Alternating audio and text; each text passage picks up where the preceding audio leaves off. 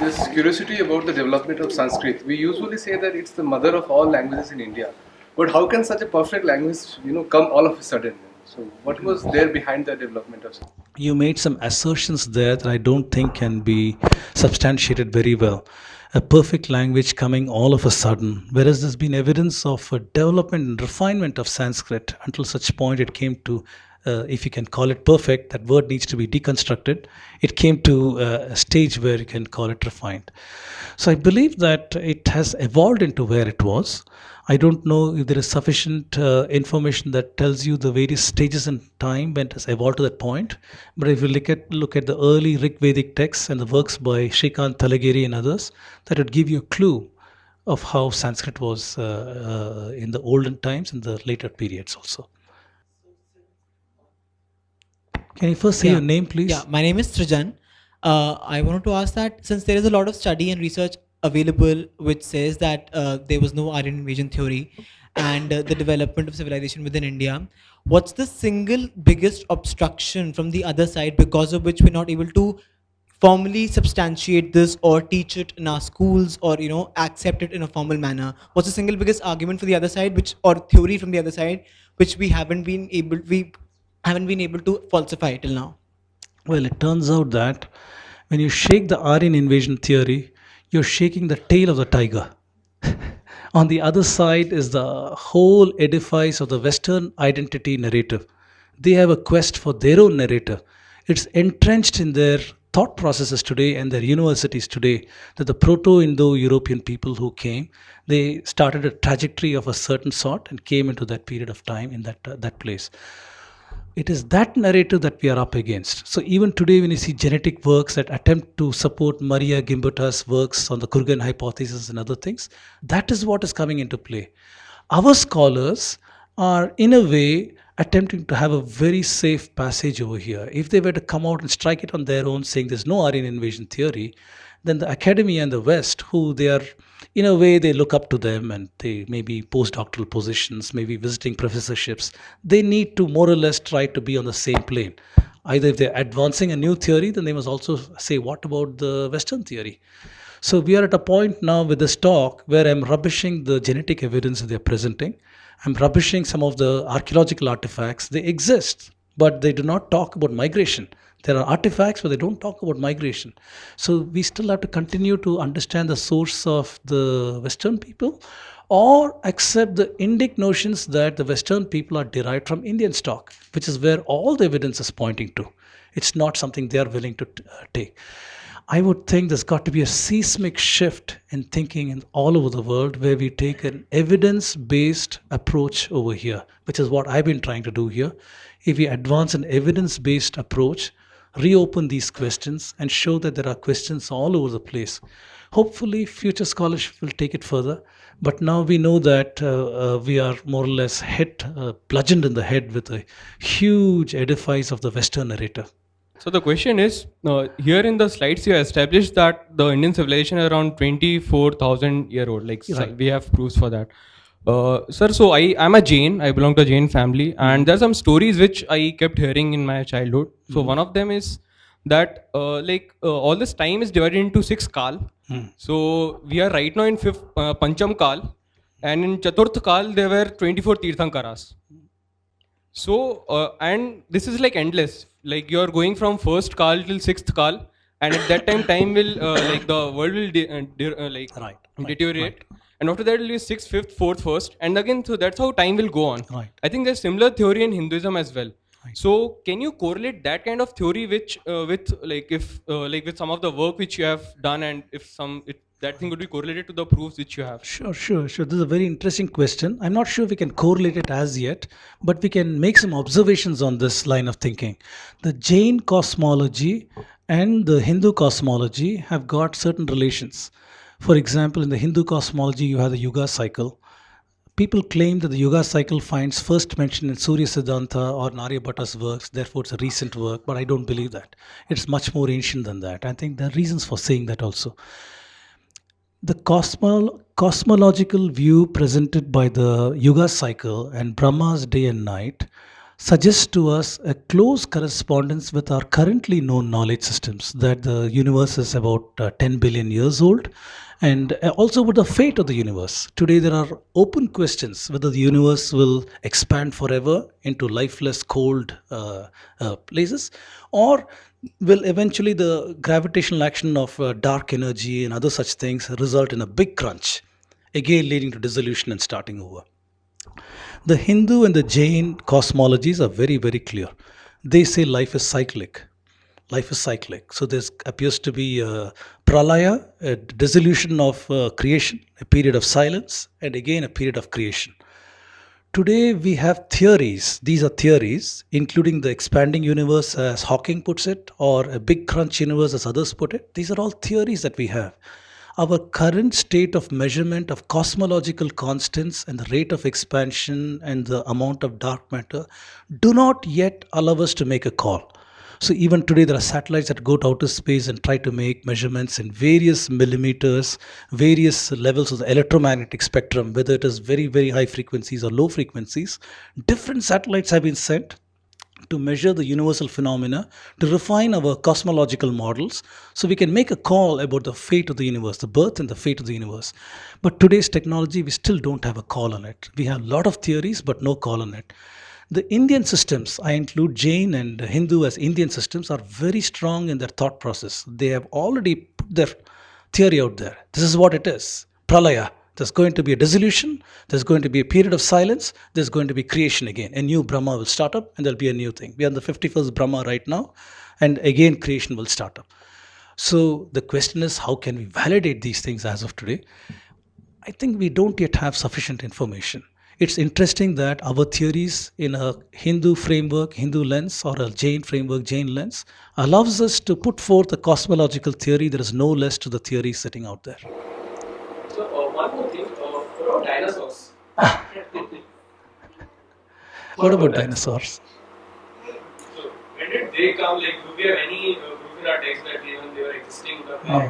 I don't think so. I don't think so. At least to my knowledge, I don't think so. People would say that the Dashavatara loosely talks about evolutionary processes, though there are some issues in which came first, the fish or the boar and those kinds of things. But bottom line, people loosely make these analogies. But I don't think any of our texts talk about these things. At least to my knowledge, I might be mistaken.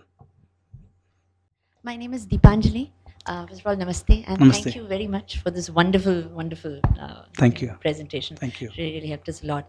Mine is a question which links to what the gentleman had also asked. That there is a tremendous resistance to presenting this very important information, which we need to do out there in the world. Also in India, the resistance, I believe, is not just Western. The resistance is also within our own, as you are aware. We Right. have all been prejudiced with Right, our own right, system. right. There is a tremendous sort of a leftist discourse, very strong leftist discourse, which is dominating. I would actually like to point out, it's not so much a question, but more like a request. There is a lot of knowledge racism. You are a scholar, you're an expert, you present at various forums, you write books. There is a knowledge racism, there is a resistance of, like you said, the Western world to receiving information from us and with evidence. So what are we doing? How are we going to be able to fight that? That is my sincere question. What are we doing and how Okay. can we all contribute? Okay, so I believe what we need to do is use their own methods against them. The easiest way to do it is to read the works of the people who we think are on the other camp. I take the view that there are views only. I don't like to put them in camps and so on. I like to see myself as a scientist who's out to get evidence based analysis of the facts.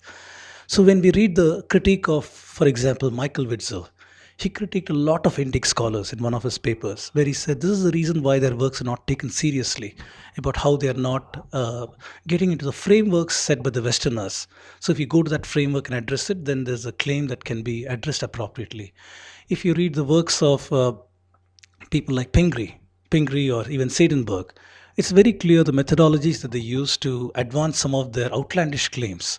So we are today at an unfortunate situation where the burden of proof is so much less for them. If a professor from Columbia or MIT asserts that this knowledge went to Greek to India, everybody buys it unquestioningly. However, if a scholar from this side comes and says that this knowledge went from India to Western world, the burden of proof is enormous. It's upward hill everywhere because the ecosystem has been laid out so pervasively by them. Everything is tied to everything else. The Greek period, the Greek scholars, the Greek works, how one impacted the other. The narrative is so strongly tied in today's discourse that when you take one little element here and shake it, you need to work on the entire edifice. So this is the uphill battle that Indic scholars must realize and they need to work. I presented a few instances over here and there, but I'm fully aware that there's a huge matrix of information out there which we need to attack with a multidisciplinary approach. So my suggestion would be exactly this, that scholars need to write in the idiom of the West, take their papers, take their methods, have an evidence-based approach towards this, and write papers even including theirs. I realize that the Old Boys Club will not allow a certain narrative to come in Western journals also, but continue trying. There'll be conferences where you can make your voice felt, and from there on, hopefully write books, and from there on, write papers, and so on. It requires a lot of energy, patience, money. One should understand that the Indic scholar invariably is not assigned as a historian. My day job is as an engineer. So I do this out of passion. So there are a lot of people like me who... I think it works better this way because you're a person of science. Thank you. But the point is that it also takes an enormous cost and time and other things to make these things happen. So scholars just need to persevere at this and hopefully the change will come. But the bottom line is we have an evidence-based approach. So today when I talk to my critics, I tell them I've given you space for only three things. You can attack my data, you can attack my methods, or you can attack my conclusion. You have nothing else to attack. If you attack any of these things, I tell them you're attacking already published literature out there. So you're actually attacking the works of some researcher who published in Nature, because that is his works that I'm quoting over here. So the space that I've given them is very little to pigeonhole me as a Hindutva or as something else, saffron. They can't. That's a lazy way of dealing with scholarship, mockery, derision, and these kind of things. So they have to deal with my message, what I'm saying over here. So we force them with their own idiom, their own game, having an evidence-based approach over here to do all of these things. I think we just need to persevere at this. Hopefully things will change. I just had a very focused thing. How is geological evidence, also adding or supporting whatever you have just now put? Because I think you've put the astronomical, the you had put everything, Right. but I thought geology also was quite strongly correlating a lot of what you have just now said. Yes, it is. It does. In fact, I presented works on climate change. I presented two papers over here. One on climate change. I showed how a Nature paper talked about Indus Valley civilization having gone down because of 200-year drought cycle. I also presented the work of Anindya Sarkar and others from IIT who worked upon I don't think I presented that paper. Somewhere else I presented that paper, where I showed how they worked on the mineralogy of the rocks that they found in that basin and tried to show about their content, isotopic content and so on, and tried to show that even Harappa was doomed by climate change rather than any other factors. So geology does offer us very strong mechanisms where we can address some of these questions and add to the narrative. And today geology is used to appreciate things about the Saraswati River, the paleo channels of the Saraswati River, when it dried up and all of these kind of questions. Hi, I'm Sanjeev Sanyal. Just a statement which is just as a response to a question made earlier about how does one respond with all these narratives. And I'm going to tell you a little bit from my own experience of writing books, trying to tell the new narrative. Frankly, there is a lot more acceptance of new narratives now because simply the evidence is now so overwhelming that the old narrative has to a large extent lost its credibility. The real problem is that no systematic writing of new narratives is being done. Very, very frankly, and my own experience is that when people begin writing them, it is actually faces very little resistance. I was surprised myself in many of the things that I've written facing almost no resistance from the establishment.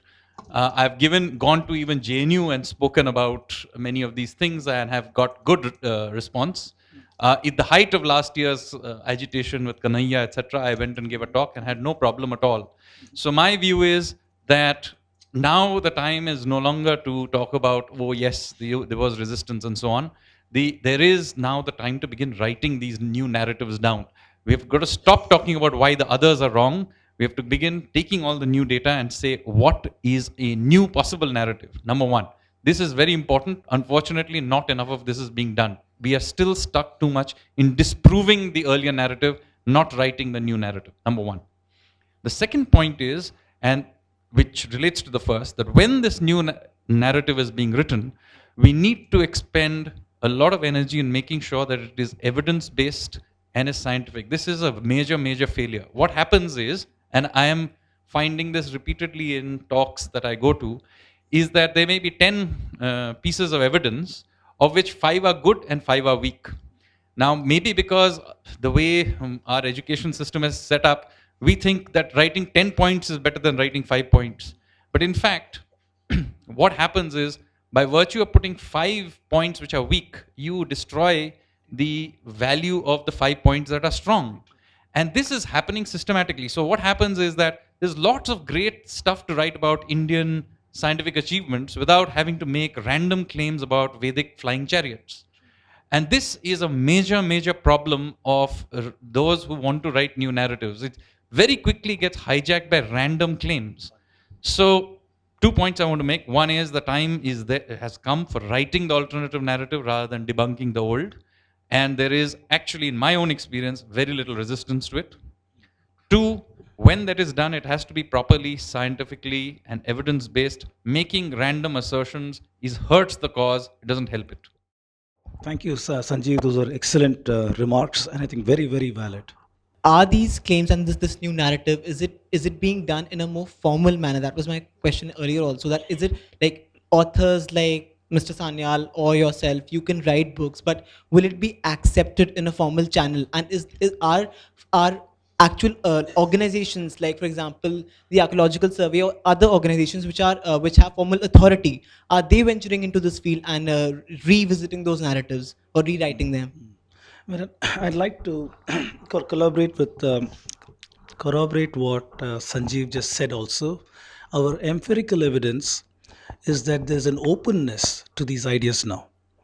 And I hope that is large of a part of a larger wave that, like Sanjeev is suggesting. We have found that a particular state that we've been working for the last 1 year with has invited us to review their textbooks. So we have gone ahead and given, thank you.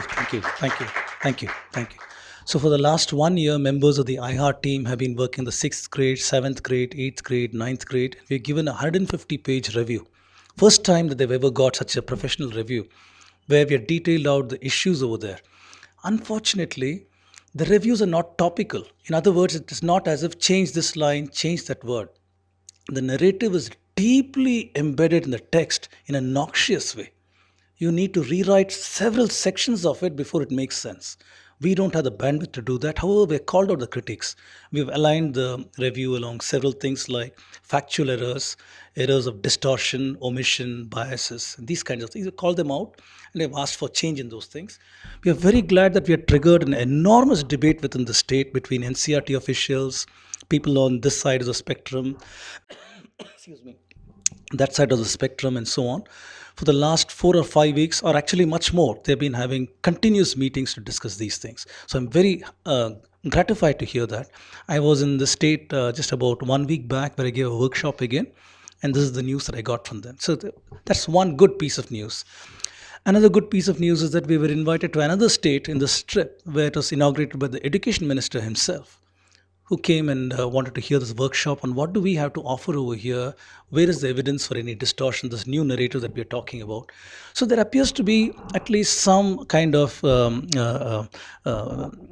indications that are positive, that people are ready for a new narrative. Everywhere I went, people said, like Sanjeev said, when are you going to write your book? So I am in a very unenviable position where my day job takes away most of my time. This is my vacation time. I'm blowing up my vacation here on this trip. So I need to figure out when exactly can start writing books on some of these things. And there are a whole lot of other scholars also who are doing a fantastic job. Now, the other part of your question is this been accepted by ASI? Are they working on these things? This is where, unfortunately, I see another line of thinking. When I talked about Kiradi, I pointed to you 2 recent news items which says the Tamil Nadu government will now control excavations at Kiradi. The Tamil Nadu government has a vested interest in the Dravidian politics. The Dravidian politics is utterly spurious, like I've shown in the identities over here. However, they're not going to let go of it because it's the very identity of the state today, at least today. It's not in the past, but today it's a manufactured identity. So politics comes into the picture, and it's not easy to untangle away from that at all. So I don't have a good answer for that. That when will ASI or others pick up some of these things and work on these things? We hope that we see change. We hope that future scholars will come, especially the textbook changes that we make.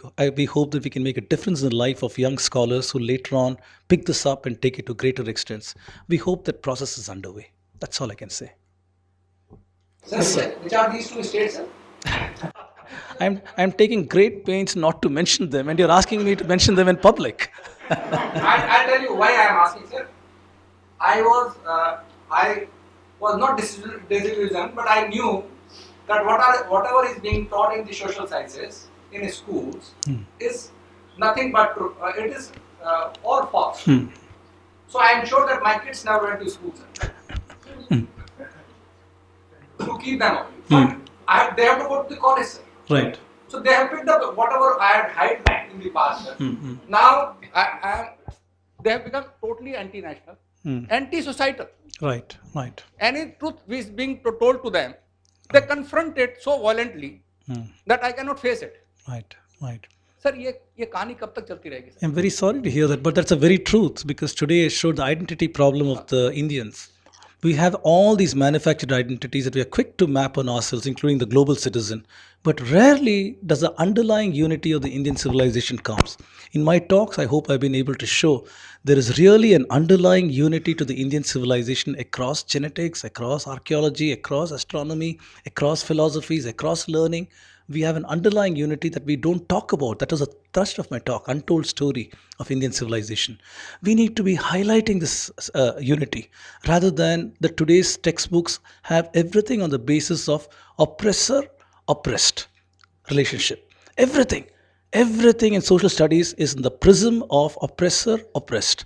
Everything is reduced to that. In the process of that, why would they highlight a unity? They only highlight the differences or imagined differences. That's all. In our reviews, this is what we have observed in the textbooks. Unfortunately, it is such thinking that leads our students to come and say that India is an occupational, Indian army is an occupational army, occupying force, and things of this ridiculous nature. This kind of thinking comes because our textbooks fail to give students positive self-esteem and a connection with their ancestors. We are in such an unenviable situation today. I had a talk with an NCRT gentleman who attended my workshop in one of these cities. Very unfortunate.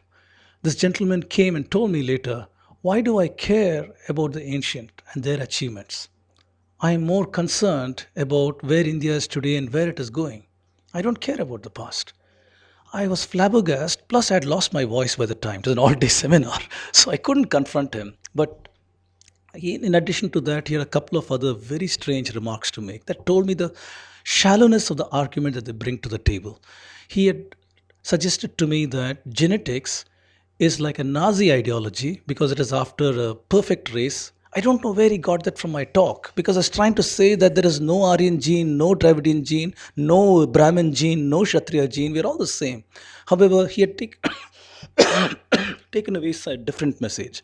So unfortunately, it is these people who get to write the textbooks, the NCRT textbooks and so on. So they have a vested interest in continuing the social liberal arts way of looking at things, where everything is reduced down to modernism, postmodernism, feminism, gender identity, this and other such things. That is what our textbooks are. If I may make a statement which is very strong, I would say that some of the textbooks that we reviewed read like Maoist training manuals.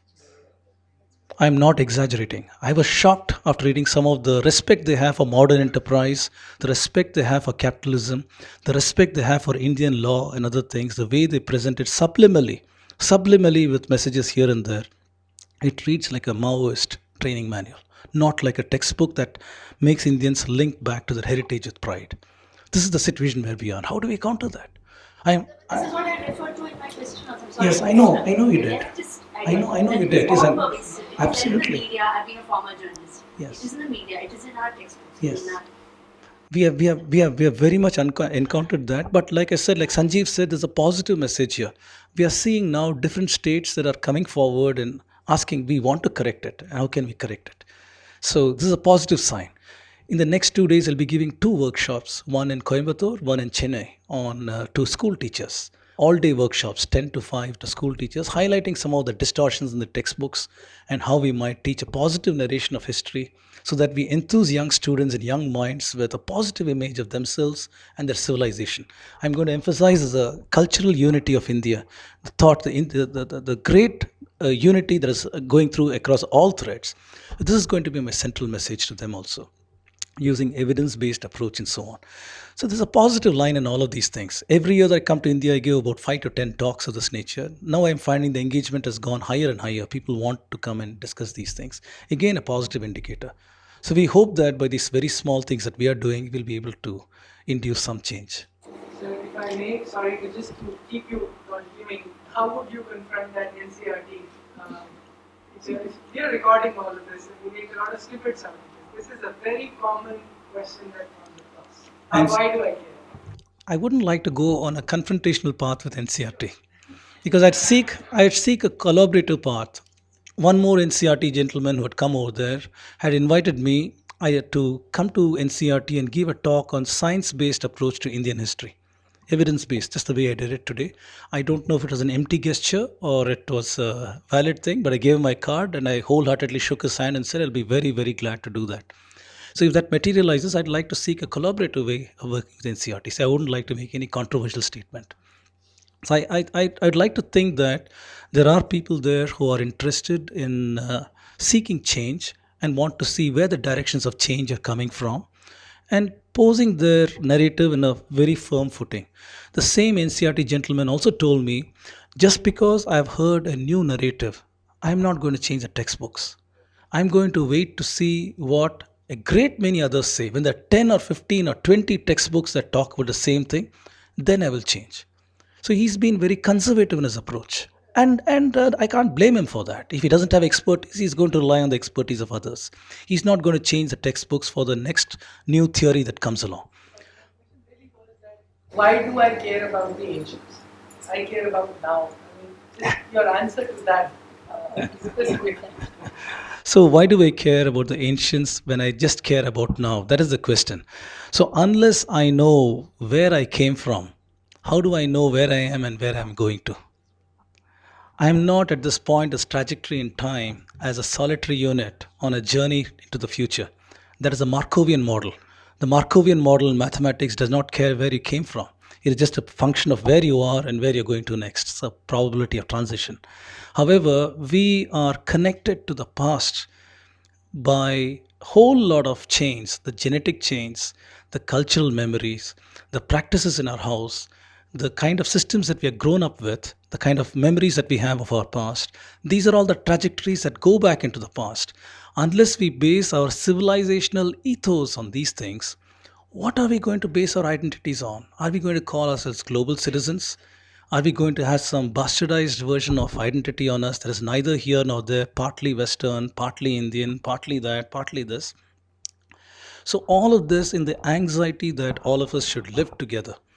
So there's a conflation of fears that I found in this NCRT gentleman who seemed to think that an assertion of the ancient Indian ideas would be detrimental to sections of the Indian population. However, he missed the central point of my talk where I was talking about an underlying unity. I talked to him about the philosophy of Indian systems that never ever talk about being a danger or an oppressive force on others. Indian thought has always sought unity with the one, the Brahman. Every one of the Indian thoughts tries to say we are part of the cosmos. No separation between creator and created. Our aim in life is to dispel the avidya of who we are so that we know our true nature. In doing this, our civilization has produced enormously beautiful statements like Vasudhaiva Kutumbakam. That statement makes no meaning unless one is steeped in the culture of this country, which is Brahman. Unless we are steeped in this culture, that statement makes no meaning. So this is a culture that has formed enormously powerful ideas, including the Mahavakyas and other things, enormously powerful ideas. So we are the inheritors of all of these beautiful philosophies, sciences, methodologies of our ancestors. Unless we acknowledge and connect to the past, how can we take it to the future? We are going forward with no idea of how we got here. So we are going ahead with the narratives of the West that this came from the Greeks, Babylonians, that, this, and so on. You're worthless. You had nothing. This is what they thought you. Everybody thought you. This is the kind of narrative. What kind of an idea would the young Indian grow with? So mine is not based on jingoism. I'm basing this whole idea on truth. That's what we are exhorted to be as Hindus and Indians. We are exhorted to follow truth wherever we can, dispel the avidya in your mind, dispel the ignorance in your mind. So we are on a journey to find the truth. So this is nothing but an expression of the truth over here. Let us try to find the truth of our narratives and let us tell the story. Nobody should feel threatened by this because the Indian system has been one of syncretism, all the time one of syncretism, all the time finding space for others to live under the umbrella. Whether it is the empirical evidence of the Jews, empirical evidence of the Nestorians, who are today called Syrian Christians, everybody has found sanctuary in India and they lived peacefully in India. So, where is the question of conflating fears by this NCRT gentleman that an assertion of our past will lead to these kind of dissipative tendencies? No such thing. I think he's conflating his own fears rather than confronting the reality of the situation. Yes, sir. Thank you very much for your talk. It really was quite enlightening for me. I'll just give you 2 or 3 statements and a question, quickly. I like the beginning of the sort of genetic migration, but the Neanderthals to the west are still bigger and they only respect power, right? So that's basically the fundamental issue. It was tens of thousands of years ago, it is still today. The case here is that the mind is still colonized by the Constitution itself. And so that's a very big obstacle domestically, and then it broadcasts all over the world. But it's changing a little bit insofar as if this is the origin of civilization itself, which it seems to be. We all think it is. Excavations leading in that direction, Lothal, you go on the Wikipedia pages, they're beginning to admit this. Question though, in terms of evidence, standing aside all the politics and everything, because I really don't care about it, there seems to be a geographic correlation in your color mutation thing between North and South and between castes. So, not to be divisive, because culturally I accept everything that you've said, but if you just observe color spectrum in India, and in the tribal areas and things like that, there still seems to be something there that needs to be explained. Did you say color spectrum? Did I hear you right? Yeah. Okay. I think I talked about the issue of color by the allele that causes the effects of skin color. It's an expression of a certain mutation in the 15th chromosome that controls the expression of the pigment melanin, and that controls the skin color. That has got nothing to do with the so-called race or any such thing.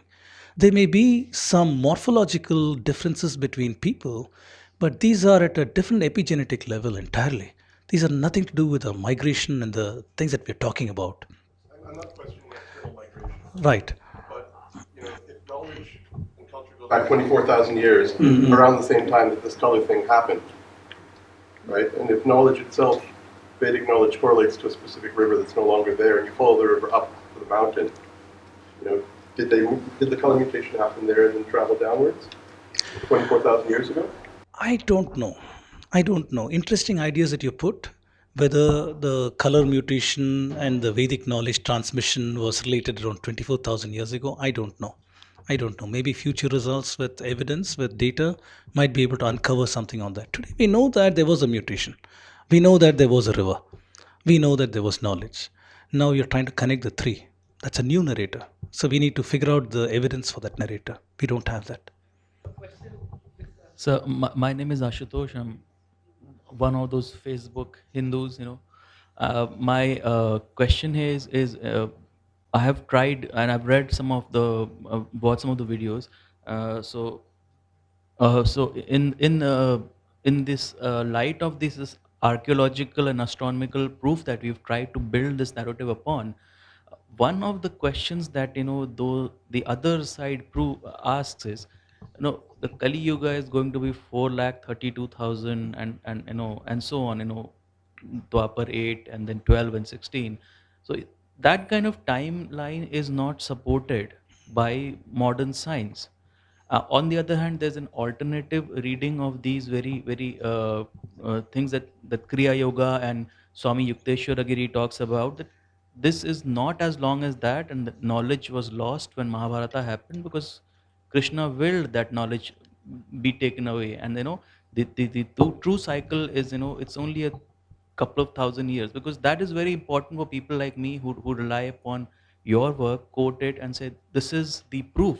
And they say your proof that archaeological and astronomical linkage you're talking about points to a 4 lakh year Kali Yuga, which is not possible. So Let me take it from there. I understand your question over here. Thank you. So the Yuga cycle, you're talking about the antiquity of the Yuga cycle and how does it correlate with some of the things that I'm talking about. You need to deconstruct every word over there. When ancient Indians talked about year, what did they mean by year? Did they mean the solar year of Rig Vedic 360 days a year, or did they mean the lunar year? What did they mean by year? You need to deconstruct that into an understanding of the model. I have a talk on YouTube called Antiquity of Indian Medical System. No, sorry, Dating of the Ramayana. In that, I'm not dating the Ramayana, but dating the events in Ramayana, because you can only date datable events. So there are some datable events. I'm proposing what dates they may have been. There I discussed the Yuga model and how whether we can use it today or we cannot use it today. All I can say is there is no sufficient understanding from us about the Yuga model over there to propose that let's fix Treta Yuga over here, Kali Yuga over here. We don't even know if you're an ascending Kali Yuga or a descending Kali Yuga at this point. We don't even know that. We don't even know what Yuga we are currently in. So it all depends on what is your definition of year. It all depends on how you choose to interpret some of these things. So let's leave it off the table at this point as things that are not known. It's not as if everything in Indian context has been understood. There are a lot of things that are still waiting to be deciphered by good scholars and understood. This is one of those things that should be in the basket of, I don't understand this too well, so I can't talk about this too well. So, thank you very much. It's been a wonderful talk.